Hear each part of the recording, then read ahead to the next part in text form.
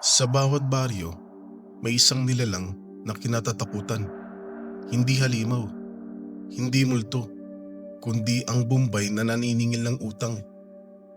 Tuwing maririnig ang ugong ng motor, nagsasara ang mga pinto, nagtatakbuhan ang mga bata, at ang mga nanay ay biglang nagtatago sa likod ng kurtina. Hindi dahil masama si Bombay, kundi dahil mas nakakatakot paminsan ang interes kaysa sa aswang. At sa baryong ito, ang kilala ay si Rajesh. Payat, maitim, lagit-lagi naka-long sleeve kahit mainit, at may daladalang makapal na ledger kung saan nakalistahan lahat ng utang. Ngunit kakaiba si Rajesh, masayahin, palabiro, at kahit papaano'y mabait. Ngunit kapag oras na ng singilan, wala siyang pinaliligtas. Isang hapon, dumating si Rajesh sa baryo. Dala ang kanyang motor at ledger. Sinalubong siya ng ilang bata. "Nanay, andyan na si Bombay." "Takbo tayo, baka singilin din tayo." Nagkagulo ang mga tao.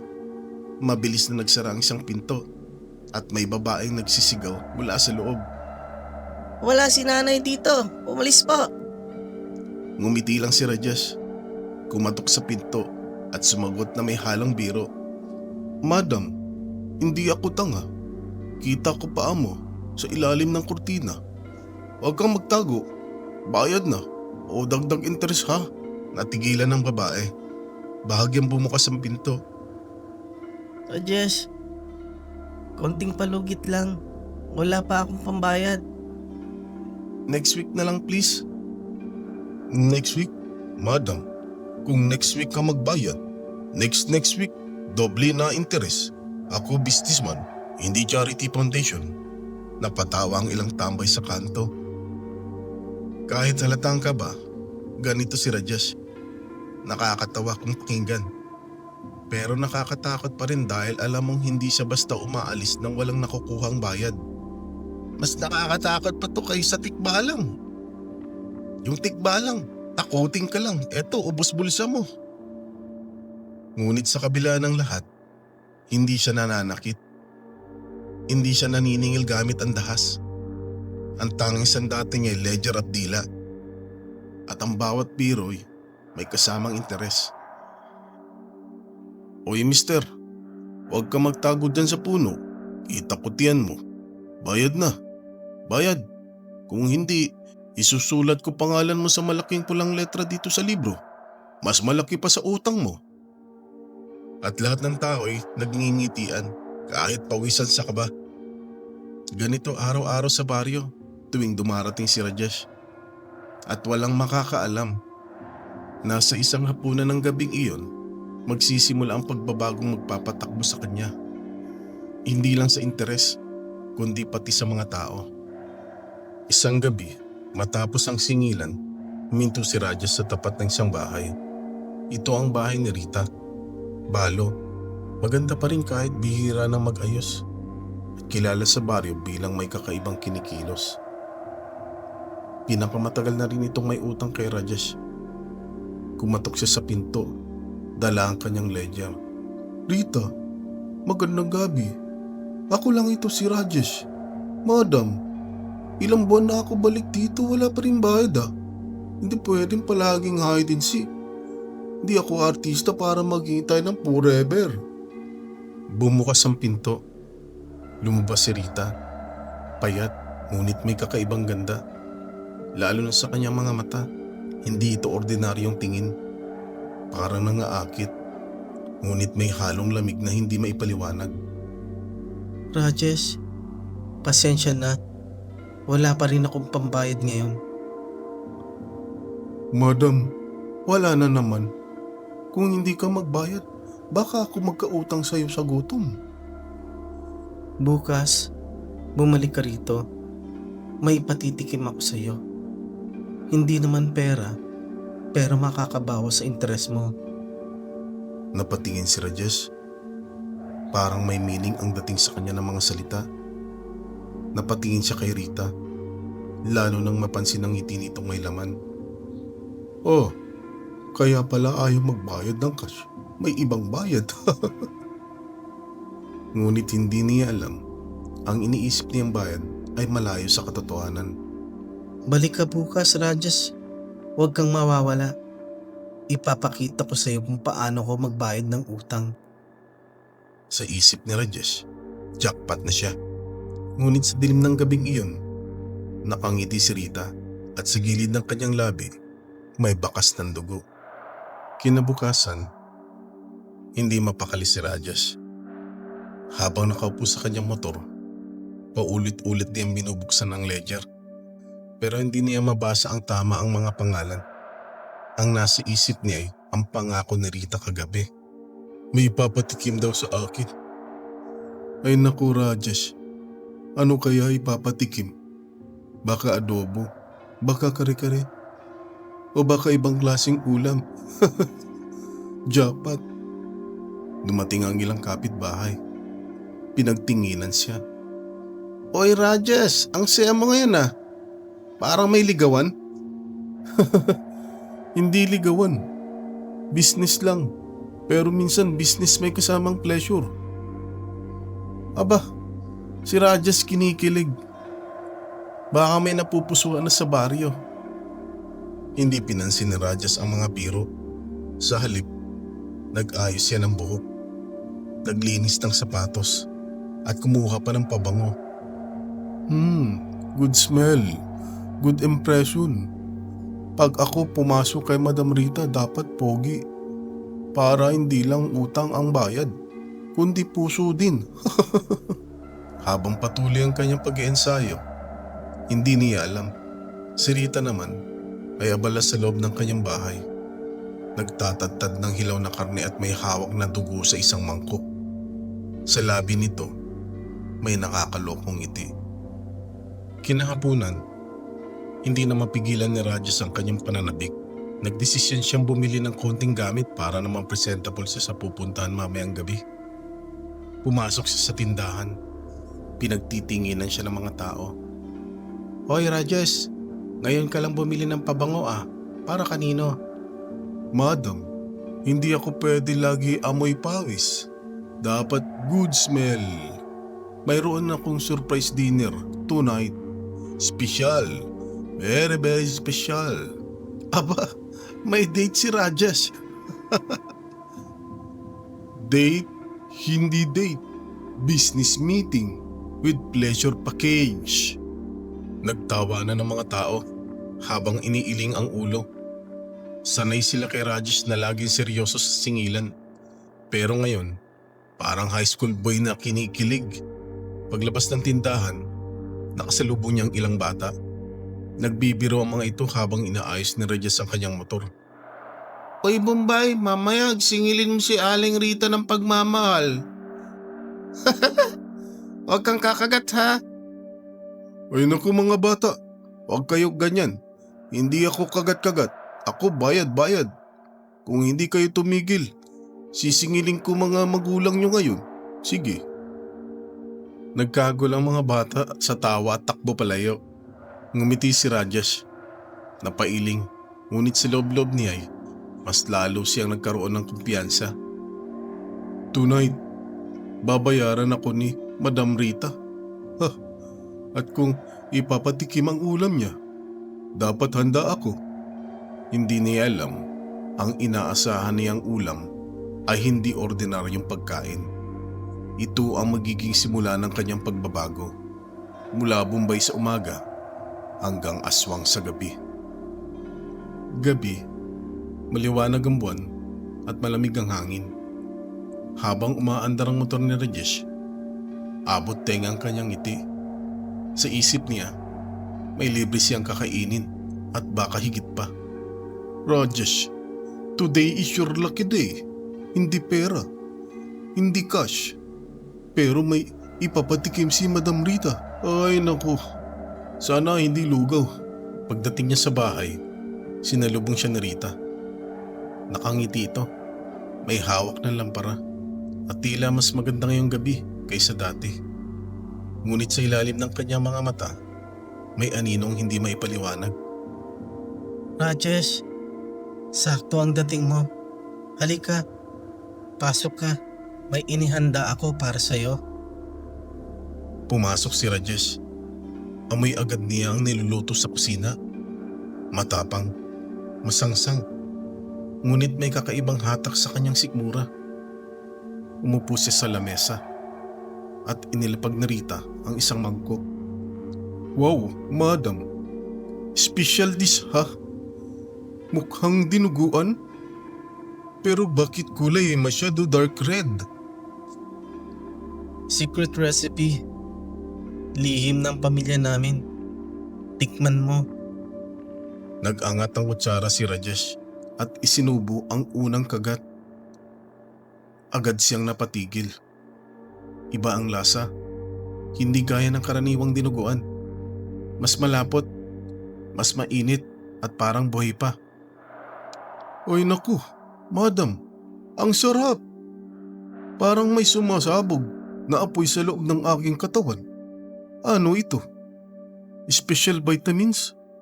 Baka maging macho ko ha. Tumawa si Rita, ngunit malamig, walang saya.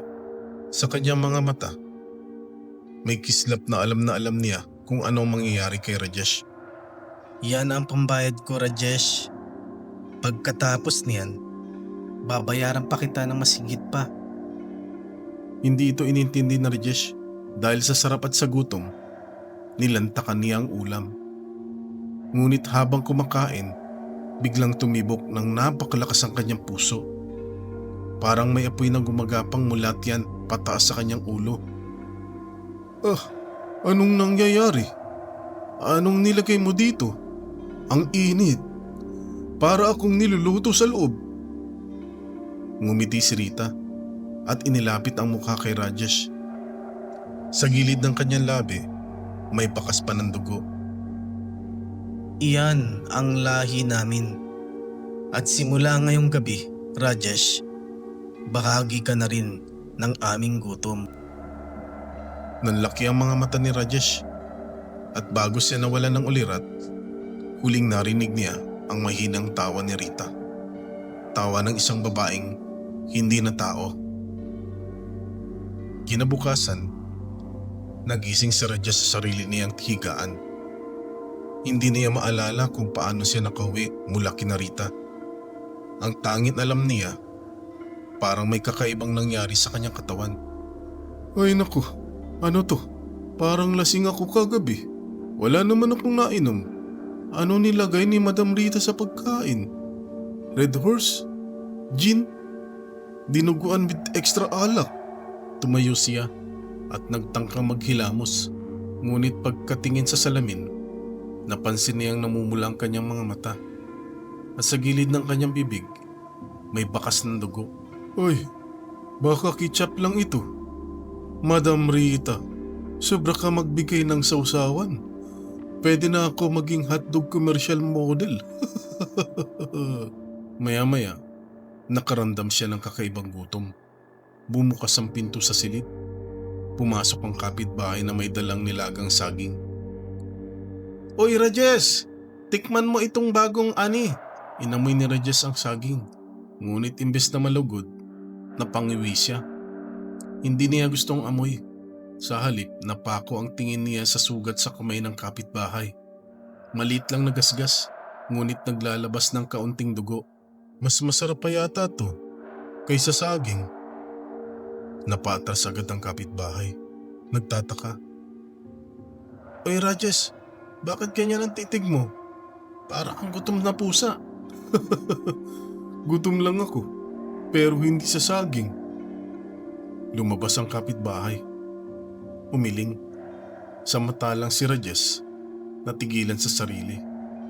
Dahil sa unang pagkakataon, hindi pera, hindi interes, kundi dugo ang kanyang kinasasabikan. Hapon, sa tindahan ng baryo, nakatambay si Rajesh. Hawak-hawak ang ledger niya, pero imbis na seryosong naniningil, kakaiba ang kilos niya ngayon. Para siyang lutang, parang may iniisip na hindi maintindihan ng iba.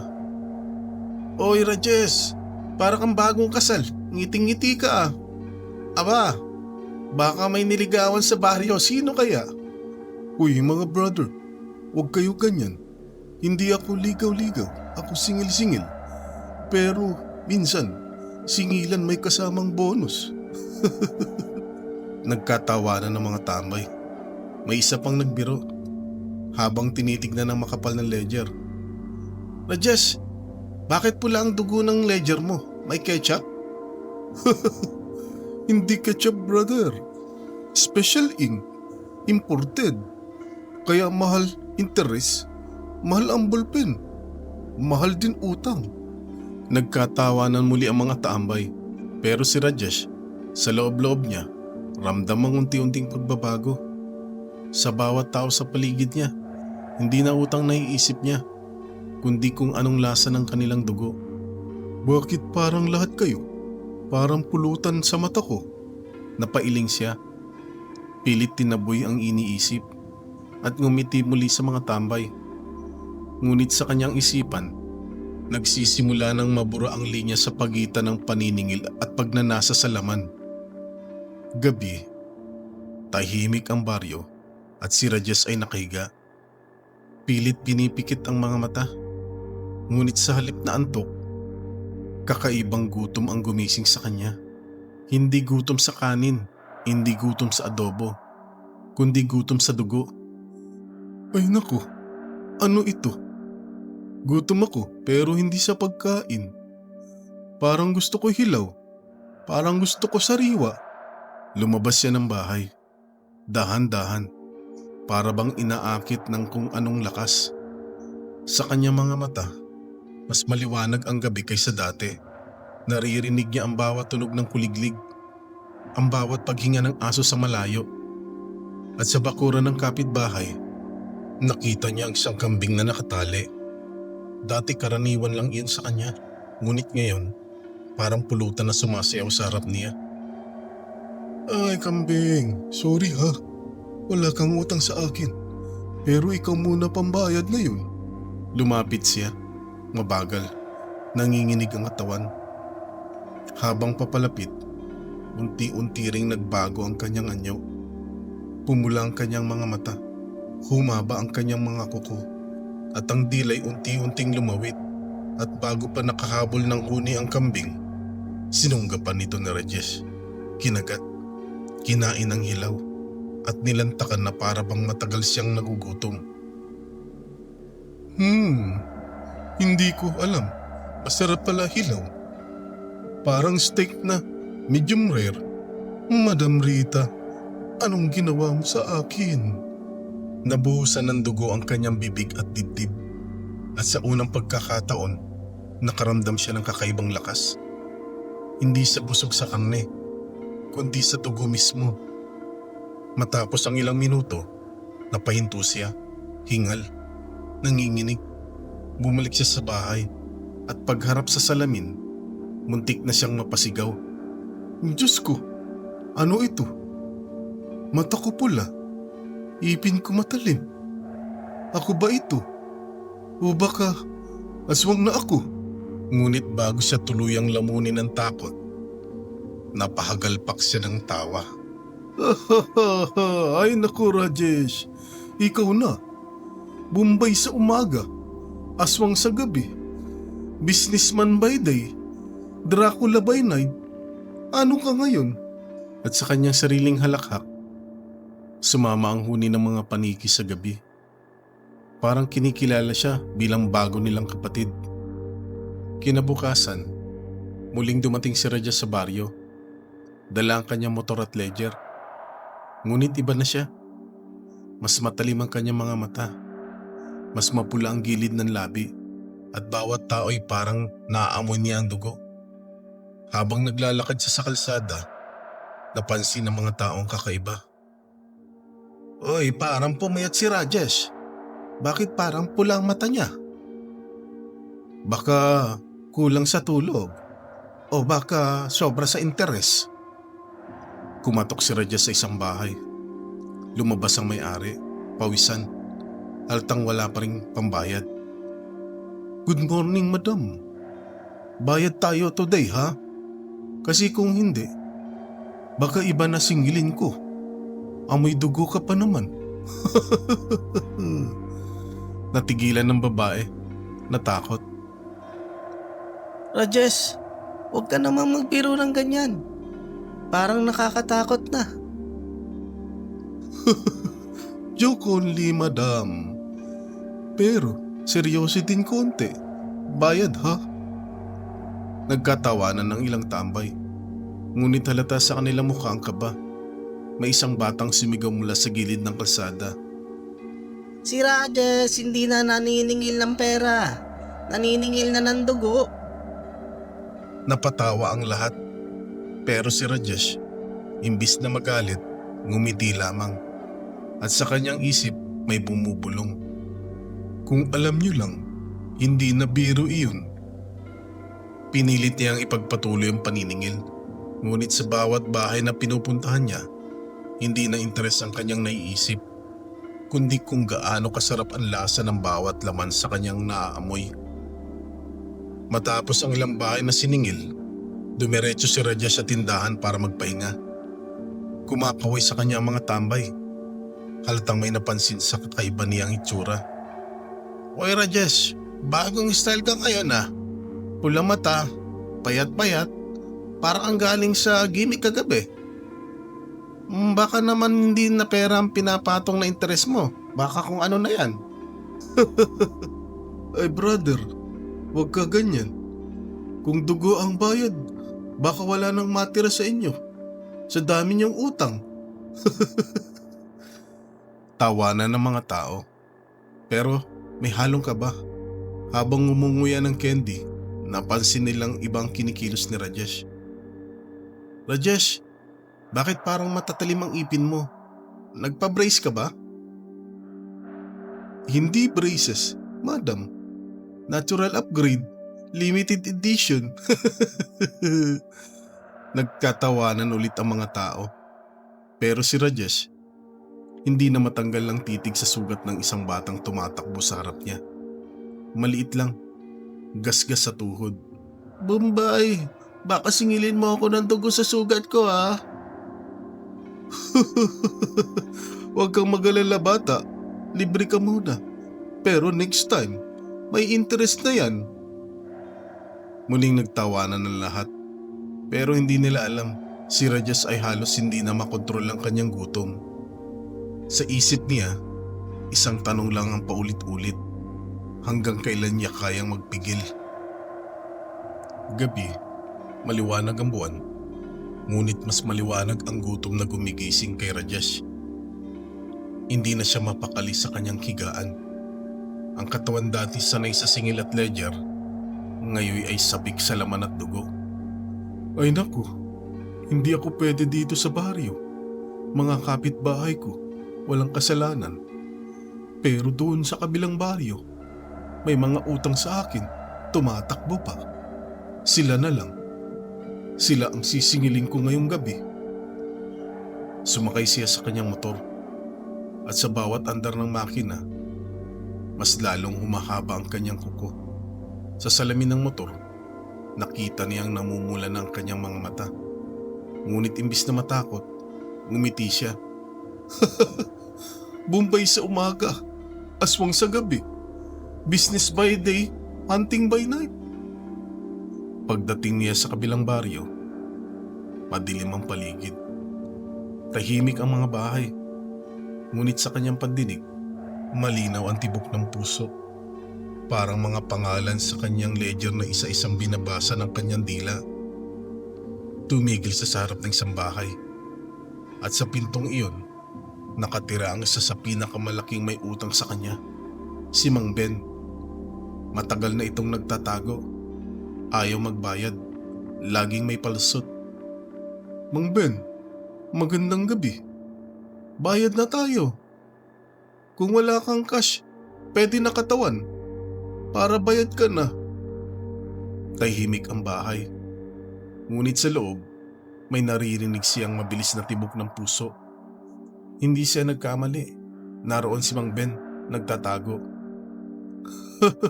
Mang Ben, akala mo makakatakas ka. Kahit hindi ka lumabas, Ako na lalapit sa'yo. Umakyat si Rajesh sa bubungan. Mabilis. Para bang matagal na siyang sanay. At sa unang pagkakataon, nakaramdam siya ng kasiyahan sa pagiging halimaw.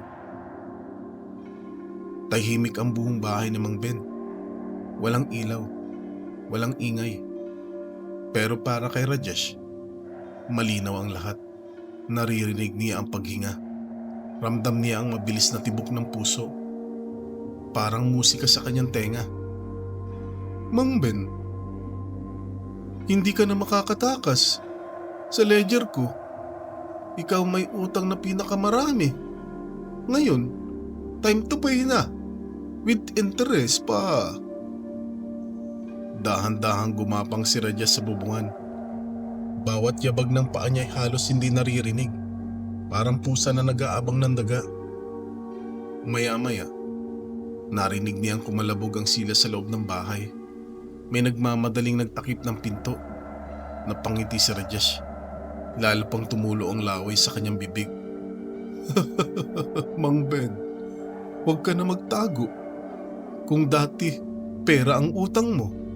Ngayon, dugo na. Mas madali, mas mabilis.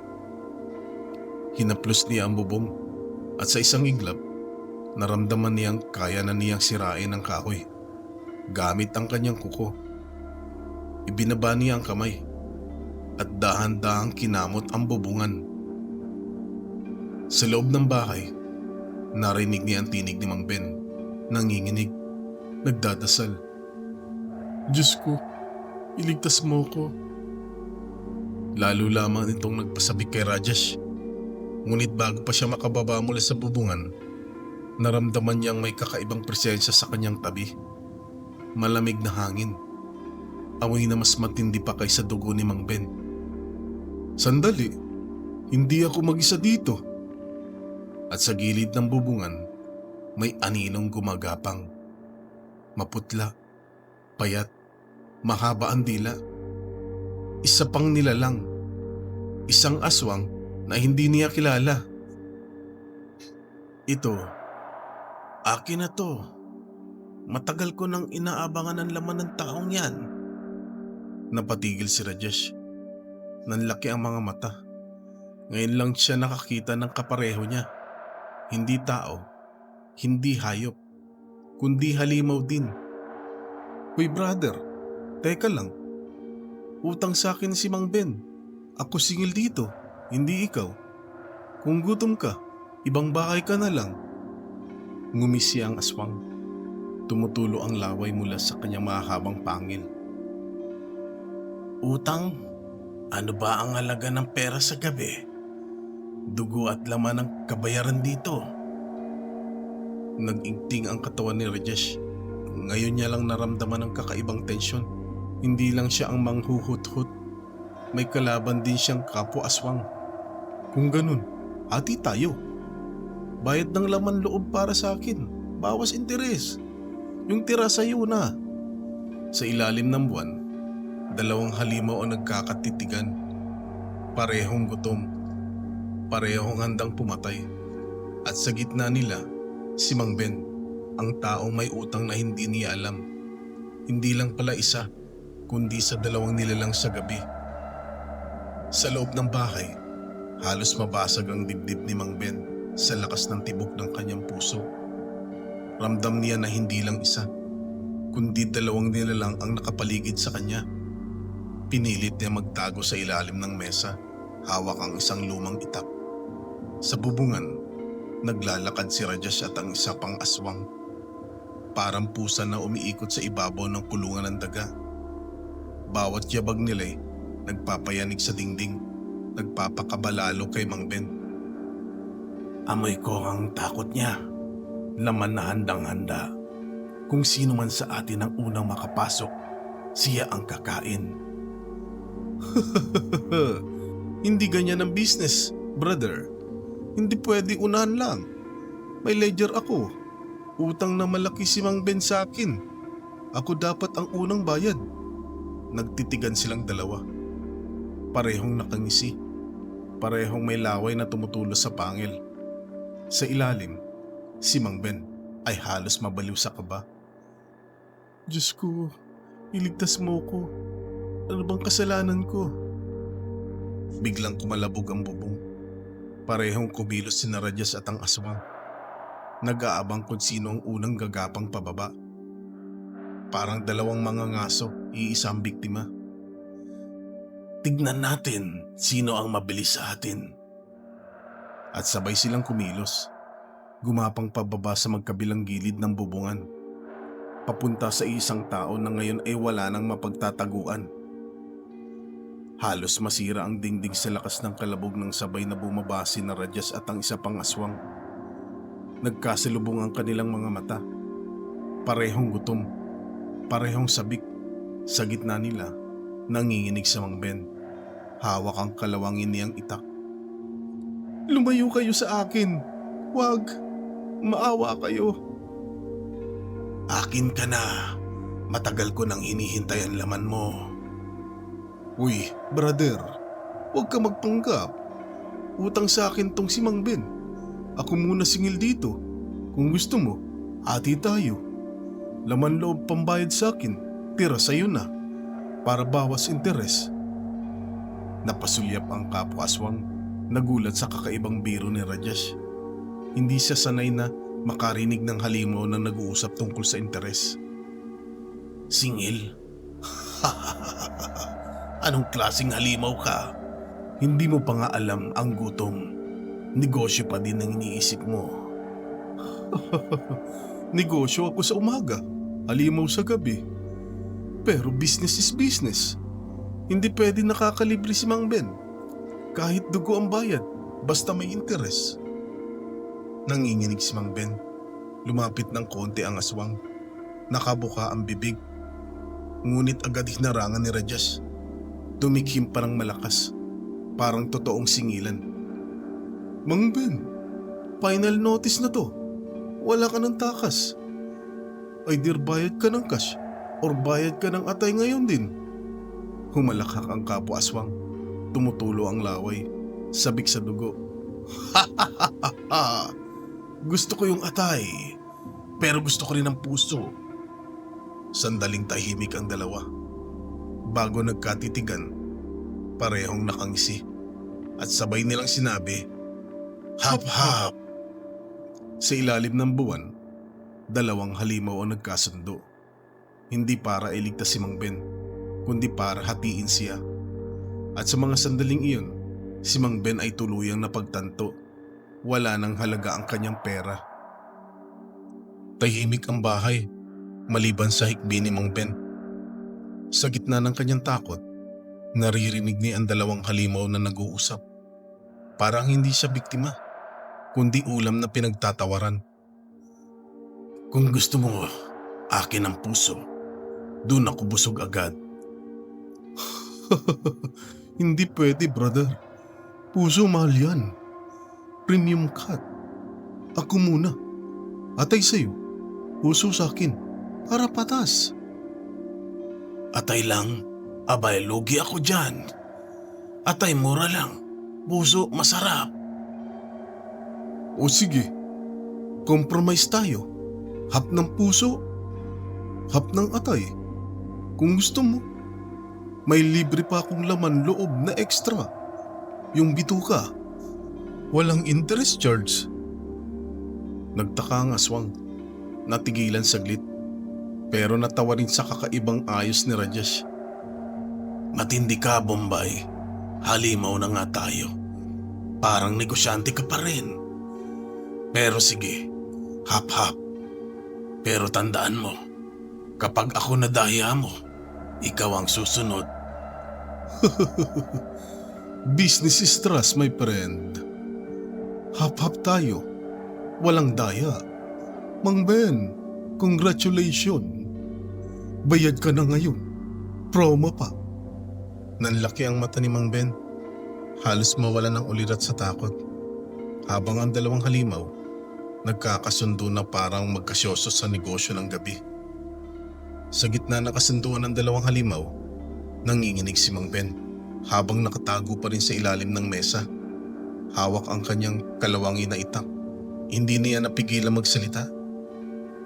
Uy Rajesh, hindi tama to. Tao ka dati. Utang ko pera, hindi laman loob. Wala sa kontrata to. Reklamo ako. Sandaling natahimik ang dalawang aswang. Napatingin sila kay Mang Ben. Parehong nakangisi. Ay Mang Ben, mali ka. Nasa kontrata yan. Small letters. Fine print. Pag hindi nagbayad ng cash, automatic convert to flash payment. Oo nga. Dugo na ang interes ngayon. Kung reklamo ka, wala kaming customer service. Nagpumiglas si Mang Ben. Itinaas ang kanyang itak. Hindi ako papayag. Mas gugustuhin kong mamatay kaysa maging bayad sa utang. Aba, Mang Ben, eksakto. Yun mismo ang mangyayari. Nagkasalubong ang halakhak ng dalawang aswang. Nag-echo sa buong bahay habang si Mang Ben ay halos mawala ng ulirat sa takot. At sa sandaling iyon, tuluyan nang nawala ang linya sa pagitan ng negosyo at bangungot. Nakatayo si Mang Ben, nanginginig, hawak ang kalawangin na itak. Nasa harap niya, sina Rajesh at ang kapo-aswang. Parehong nakangisi. Parehong gutom. Sa huling sandali, sinubukan pa niyang makipag-usap. Rajesh, wag naman ganyan. Kung gusto mo, babayaran kita. Doble pa. Next month. Swear.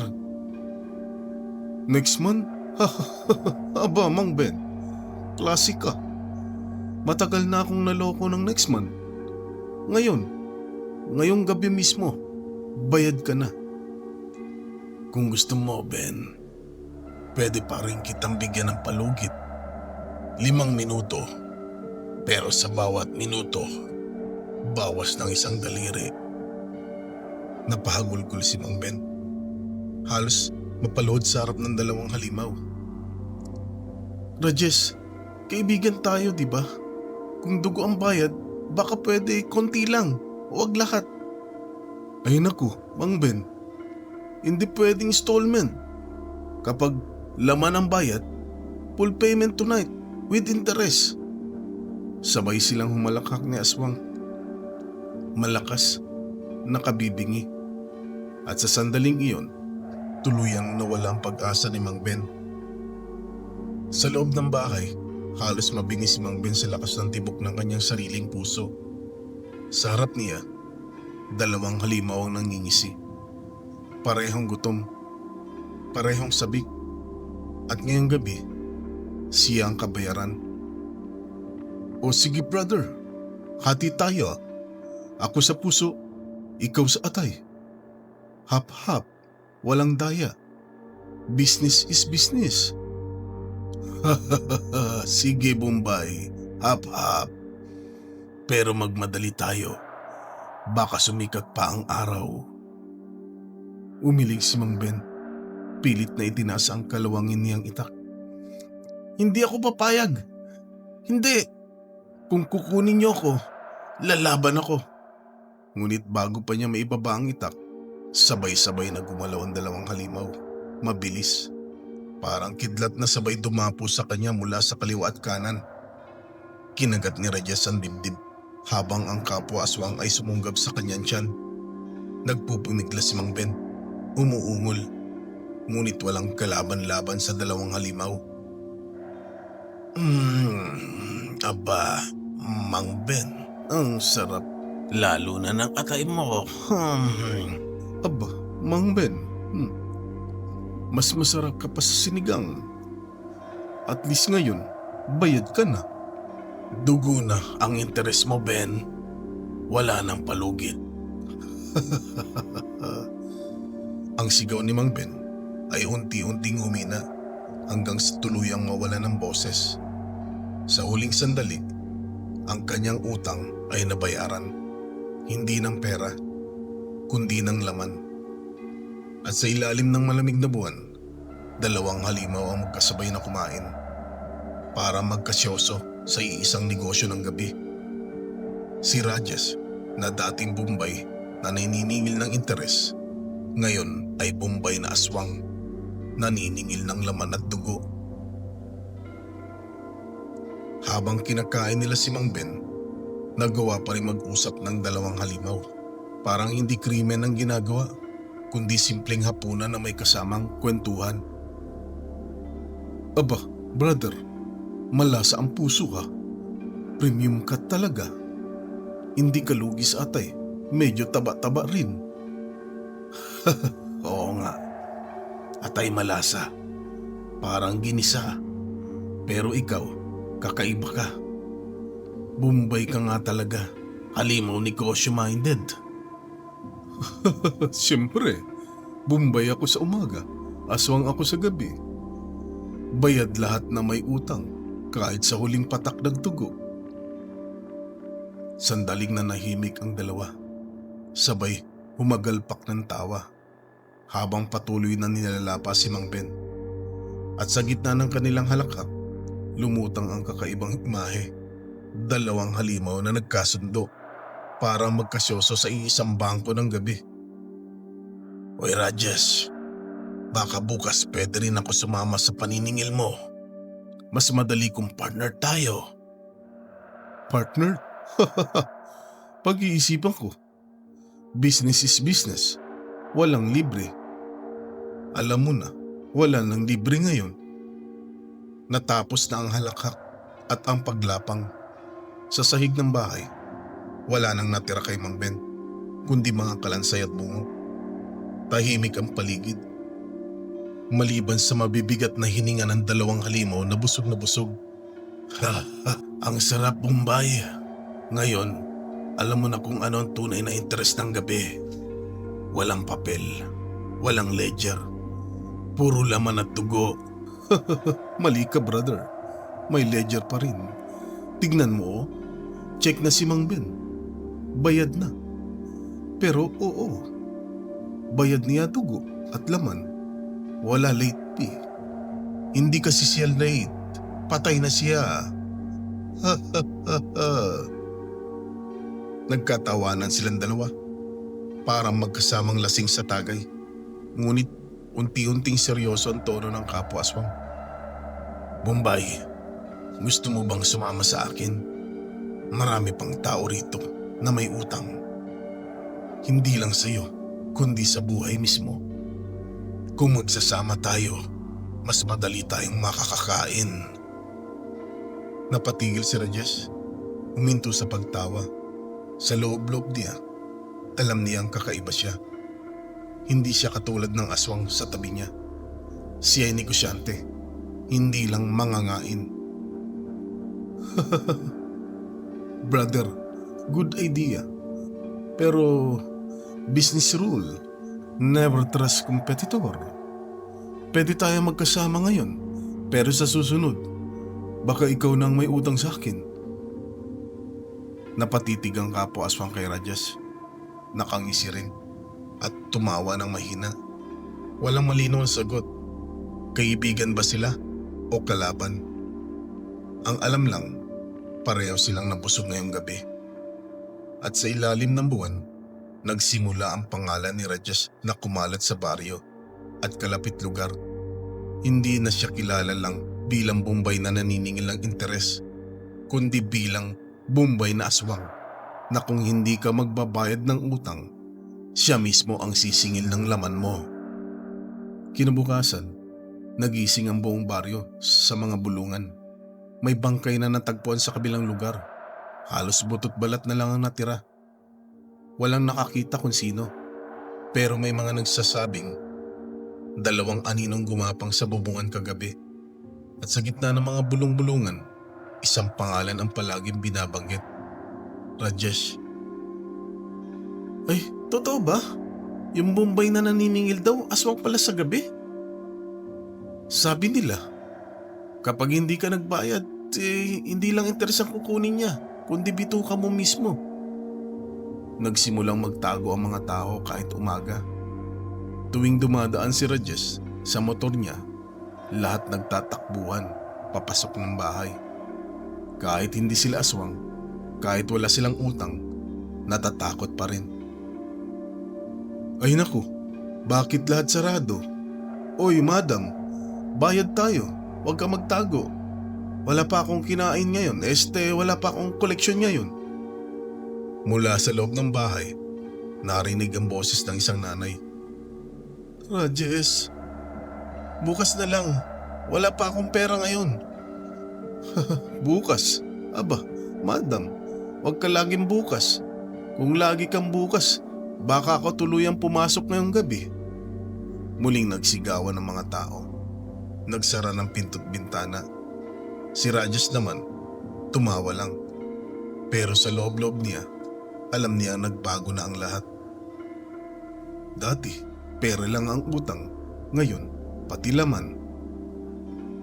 At mula noon, kumalat sa buong baryo ang kwentong ito. Kung ikaw ay may utang at hindi nagbayad, hindi lang interes ang darating sa bahay mo. Dahil kapag gabi, darating si Rajes, ang Bombay na aswang. Lumipas ang ilang linggo, sa baryo lalong lumakas ang bulong-bulungan tungkol sa Bombay na aswang. Ngunit sa likod ng lahat ng iyon, may isang taong tahimik na nakangiti. Si Aling Rita. Gabi, sa ilalim ng buwan, sa isang lumang kubo, sabay na nakaupo si Rajes at Rita.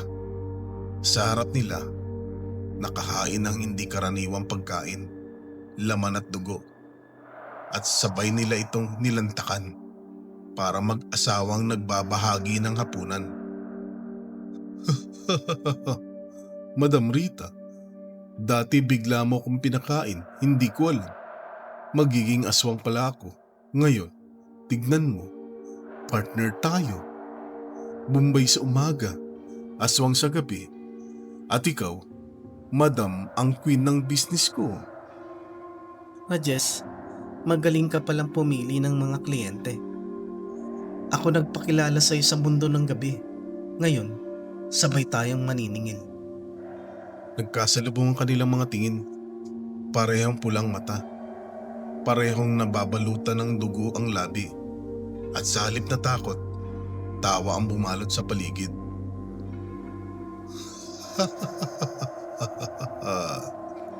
Mula noon, hindi na lang iisang halimaw ang gumagala tuwing gabi. Dalawa na sila, magkasama, magkasabwat, magkasintahan. At sa bawat baryo na may utang, ang pangalan nila'y bumubulong sa takot ng mga tao. Magbayad ka, kung hindi, darating si Rajes at Rita.